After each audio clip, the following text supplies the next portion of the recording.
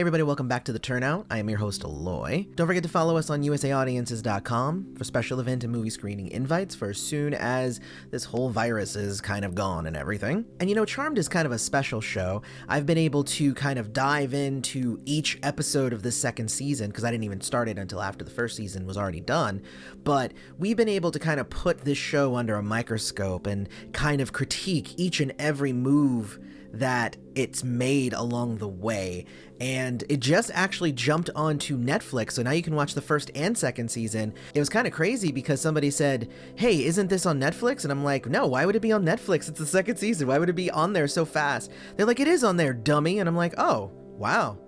I wouldn't even thought to look for it so soon, also because I've already watched it. Now this is of course going to be the overall review for the second season of Charmed and not individual episode by episode, but I also want to just note that obviously it did have to stop at episode 19, so they did not technically get to finish the second season. So I'm not going to harp on that, you know, like, oh, their ending could have been way better. I mean, because obviously they had to cut it short due to, you know, issues and viruses and worldwide pandemics. So we're not going to take it from that direction, but this is the second season. This is what we have to judge. You know, it is important for us to kind of point out the things that worked and kind of didn't work.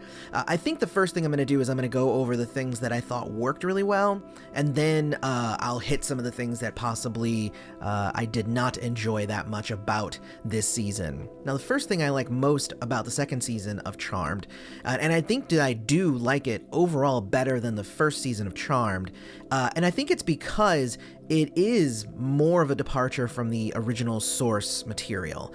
The original show, it kind of, I don't even want to like put it down or anything, but it was like it stayed pretty much the same. It was the three sisters, power of three, doing their thing, season by season, and that's kind of what the show was, and that's definitely how the first season of Charmed was, but I felt like they were really kind of taking a chance when it came to trying to push away from that a bit here in the second season. So I applaud them, and some of the stuff worked and some of the stuff didn't, but I like the fact that they tried something different and it wasn't just, you know, more of the same. I know a lot of people are very much in the vein of they like more of the same. I myself, I prefer things to switch up and change. Maybe not as much as the show Alias, like mid-season is now a completely different show, but I do like shows that do different things with the same characters, because you can take them in a lot of different directions. Buffy was a big example of that as well, you know, where you have the school years, you have the college years, you have the more adult stuff, you have the kiddie stuff, you know, you can kind of go in a lot of different directions without it being a different show. And I thought that this second season of Charmed was really, really good in that respect. I thought that the switching up of the powers, them losing their powers for a while, I thought that those things were like really, really strong. And I think it allowed us to kind of learn who these characters are without their powers, because in the first season, they really were kind of defined by their powers. And I think that it got better in second season when it came to kind of analyzing each of the characters individually. Obviously, Macy got most of that analyzing, but even Maggie and Mel got some of that, especially with the relationship with their father and, you know, all of those things. I think that it worked out pretty well kind of in the end. I think another big thing that I like about the second season is the introduction of some of these newer characters. And some of the characters that were introduced, they kind of came and they kind of went. Some of them were forgettable, but I loved the inclusion of Jordan. I loved Abigail. And weirdly, I'm going to say that I really dug Harry, and I liked going more in depth into Harry. In the first season, Harry was the White Lighter, just like how in the old Charmed, there was that character who was there. They were the White Lighter, and they were just kind of there.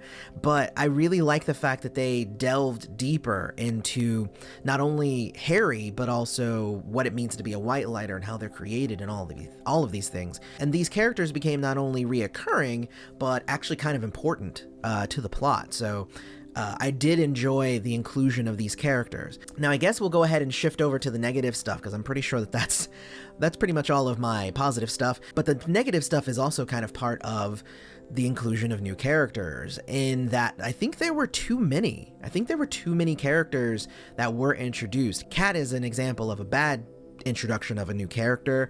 Ruby seemed to be kind of just thrown in there as a replacement for Kat. There's also just a bunch of like threads and mysteries that they kept throwing out there, but that didn't really necessarily turn into anything. So you have like the Demon Overlord, which was just kind of a ruse, and it was like, okay, you pulled the wool over my eyes, you got me. Now we have like the Conqueror, which is like, okay, that's another big bad that you're now introducing, and it's just weird. And then obviously you have Julian and his aunt. Obviously they're the bad guys, and if there are big bads though, they were also introduced way late in the season, and weren't really given enough time to build up their motivations so that we care about them. I feel like it's going to end up being a thing where they're going to enact their evil plan, they're going to be stopped, and it's just going to be like, cool, I guess we'll just move on to the next thing. Even though Julian's been around for a while, his aunt necessarily didn't come in when she should have. I think that she should have been introduced a little bit earlier. And I feel like the whole Macy Julian thing is borrowing from 50 Shades of Grey anyway, so I don't know, it just rubs me the wrong way. One of the major things though that I had an issue with in the second season here of Charmed is that I think that in their effort to kind of get away from everything being so like, it's all about the love of the sisters, they kind of forgot that these characters are supposed to like each other and want to be around each other. And I think it wasn't until like episode 15 or 16 or something like that that they started having scenes where all of the sisters were doing something together. Constantly they were separated through one reason or another. Sometimes there were good reasons for them to be separated in the story. Other times it was just like, ugh, we're just gonna go do our own thing. And it's like, but why? That's not what we watch the show for.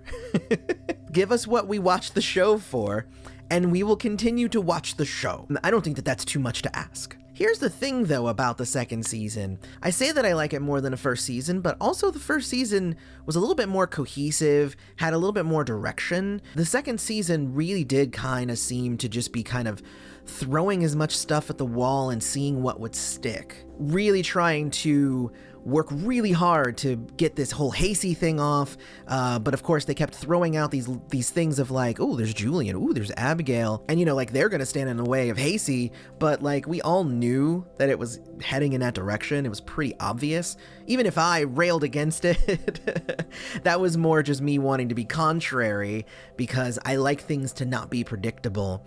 But in this case, yeah, I mean, Macy was definitely going to be a thing, and I feel like it should have been a thing. And I think this is going to be my last negative thing. They spent a lot of time this season unearthing a whole lot of setting mysteries.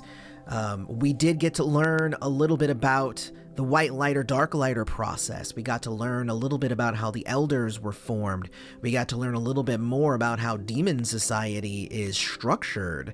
So there's a whole lot of like little things here and there that like they really enhance the enjoyment of Charmed as a whole, knowing more about the world that these characters are operating in. But all of the efforts to do that were simultaneously kind of, you know, ham-fisted and also a little bit half-assed, because you end up with like, yeah, this is how they're made, but it's like, but we're not tackling like the larger ethical questions about what this means for the world. And I have a couple of videos that I'm going to be coming out with talking a little bit more about like these mysteries that were unearthed, because I feel like they raise more questions than they answer. Especially the process of making white lighters. That in itself is really, really bad, but I think that it has a lot of influence over like what future decisions will look like. And I know that this show is very much kind of a good versus evil type show, and I probably shouldn't overthink it, but I'm gonna. Like I said, I think overall the second season was pretty strong. There were a few really, really memorable moments, but those memorable moments that really make this season shine were also kind of surrounded by a bunch of kind of, moments. But I kind of want to know what you guys thought about the second season of Charmed, the reboot, obviously. I'm not talking about the original Charmed, but for me, I really enjoyed it. I can't wait to see those last 3 episodes, but also I can't wait to see where they take it in the future, because I feel like they've learned a lot from this season. They diverged from the original source material, I think possibly a little too much, and I think that they've got that feedback now. And I feel like they're gonna be able to now to work harder to to make the show even better going in the 3rd season. Just a note, I am a screenwriter, so please feel free to bring me in if you guys want any help knowing what a fan wants from a fan perspective, and also I can write, so there you go. But otherwise, yeah, I want to know what you guys think. Let me know about it all down in the comments. We'll continue the discussion down there. Don't forget to follow us on Twitter. That's at the Turnout USAA. And I've been your host, Aloy. This has been The Turnout. Thanks for showing up.